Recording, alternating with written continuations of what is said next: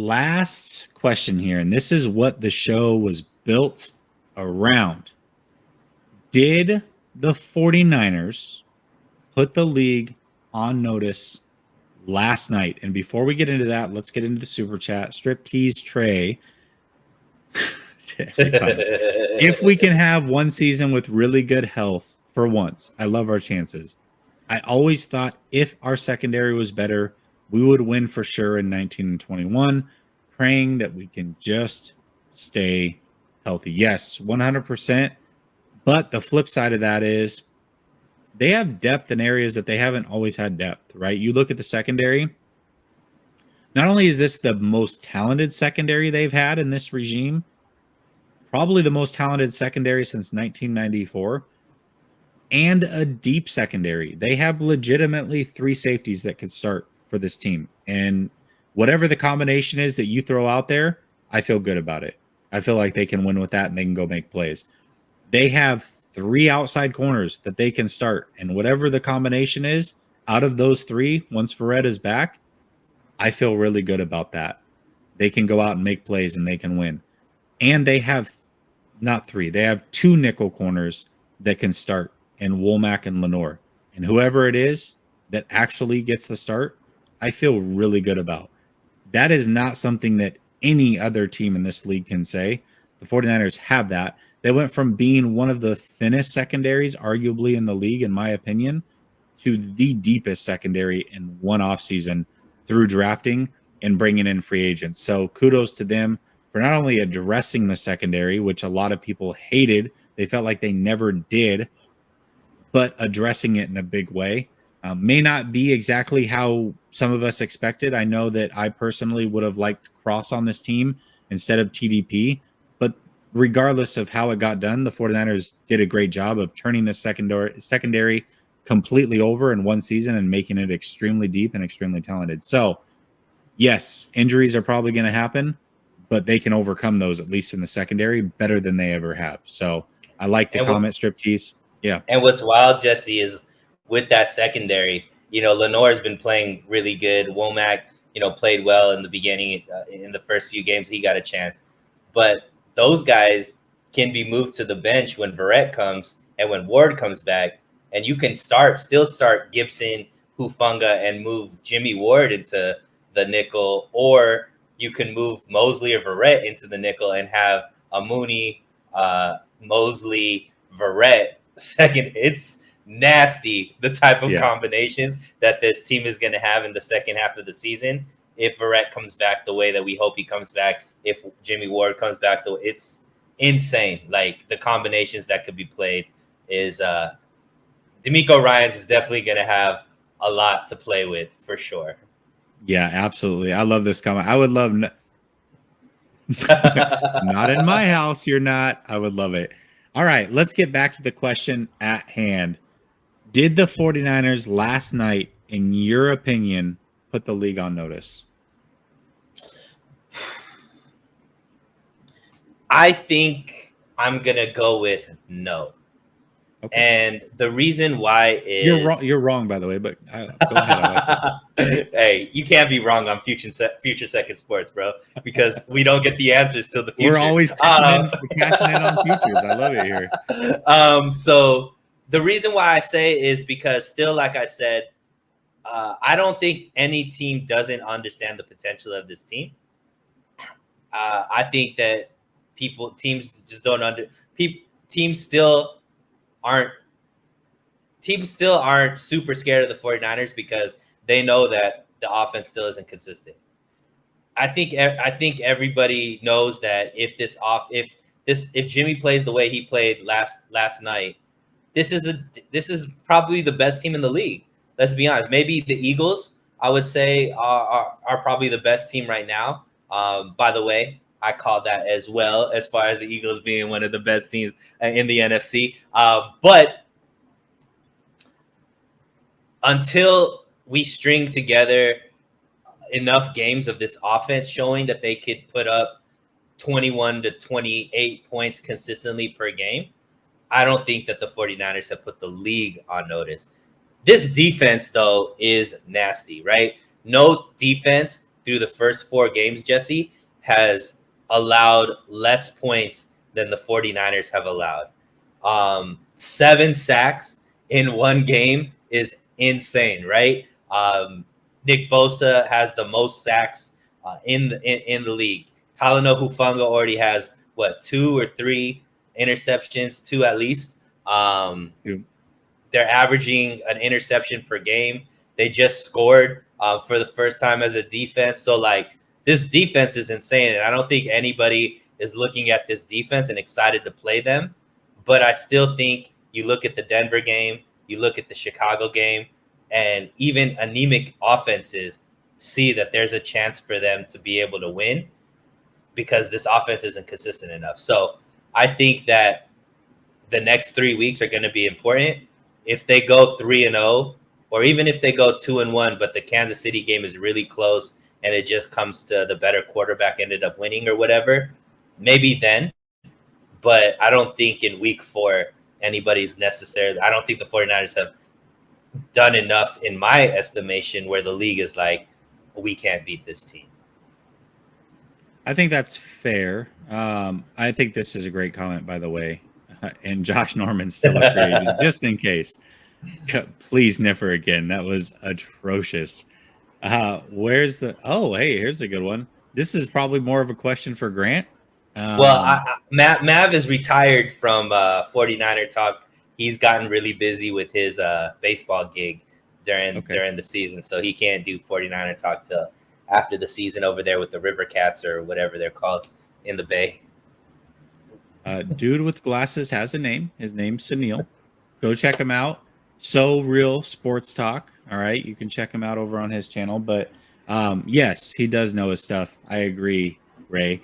All right, so I'm going to disagree with you on this, though. I do think the 49ers put the league. He does know his stuff, but he's wrong right here.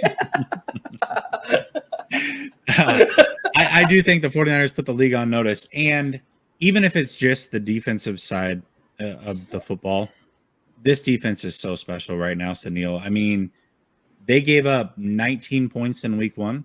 Right. The defense since then in 3 games has given up 18 points. Right. Just the defense, right? That's insane, man. They're holding teams to an average of 9.25 points per game, right? Then you've got Kyle Shanahan, who the league respects as a play caller, you know, whether he's a genius or not. The league does respect him.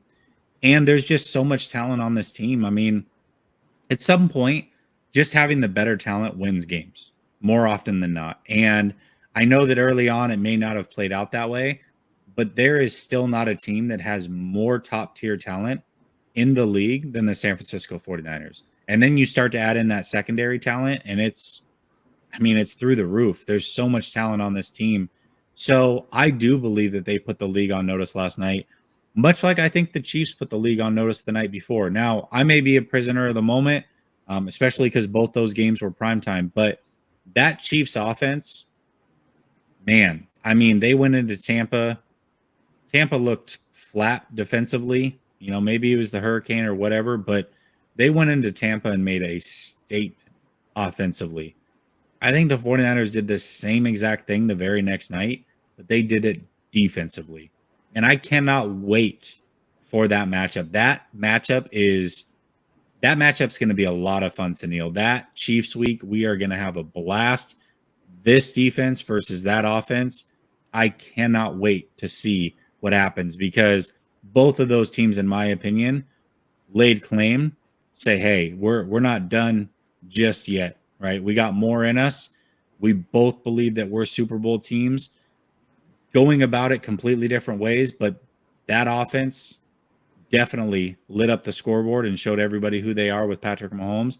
And the 49ers defense, this is the best defense in the league, and I don't think it's close right now. I really don't.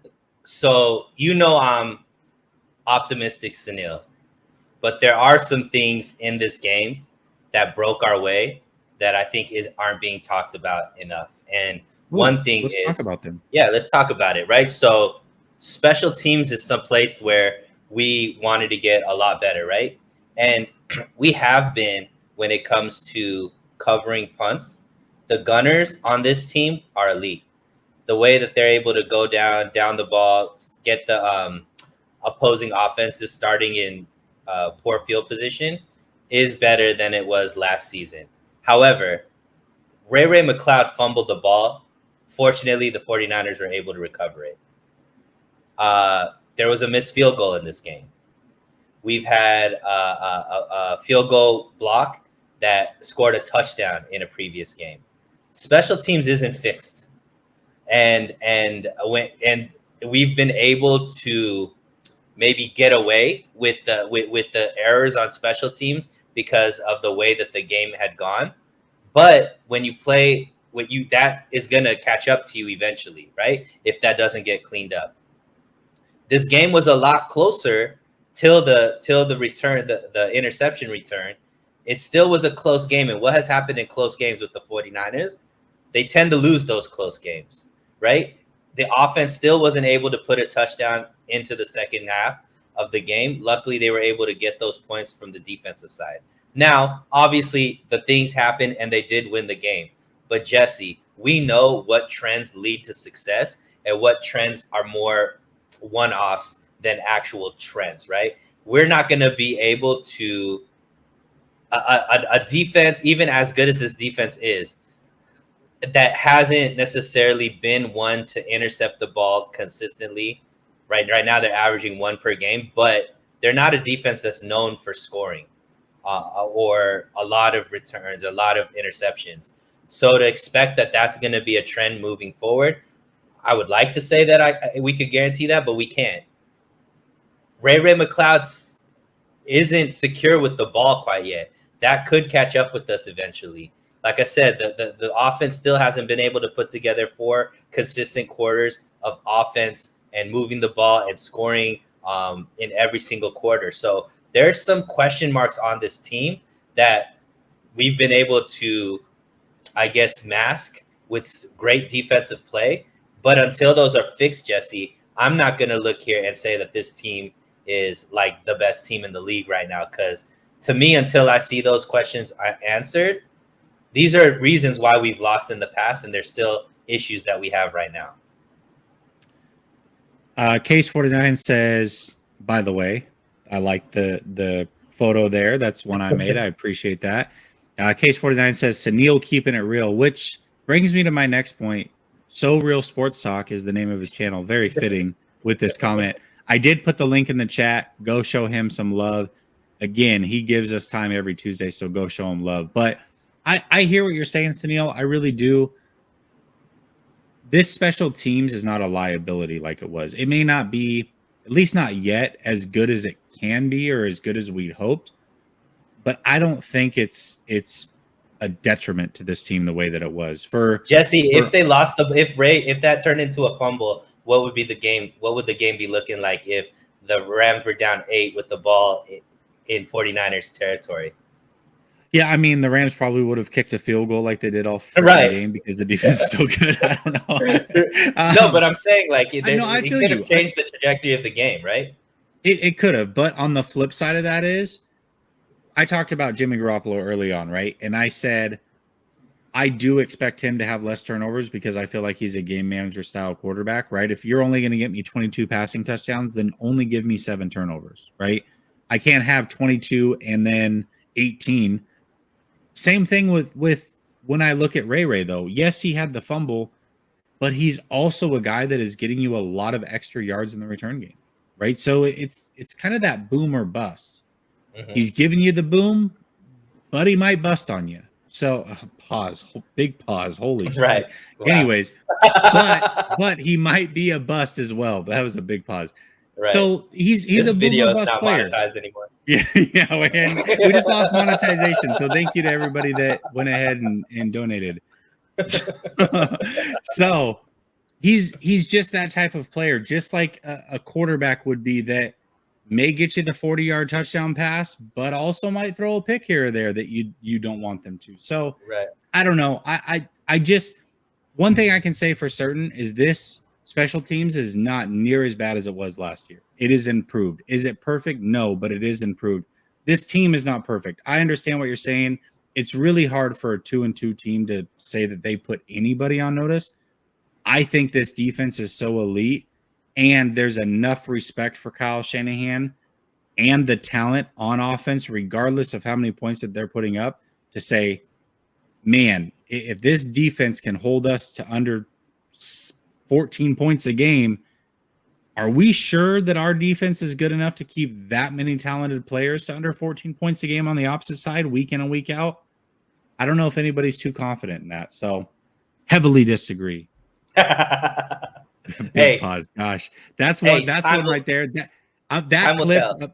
Yeah, time will tell. Future Second Sports.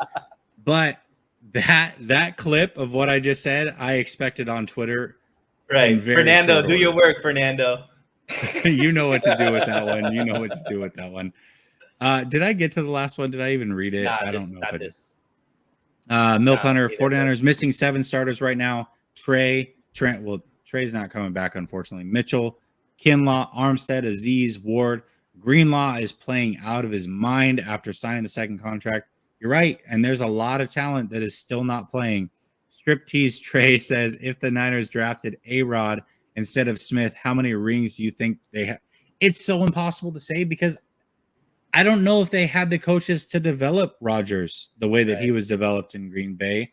And then the flip side of that is how many other drafts change because let's say he's good and you win more games, but you're still not winning enough games to be in the playoffs, but you're kind of pushed to the middle of the draft. How do those future drafts change, man?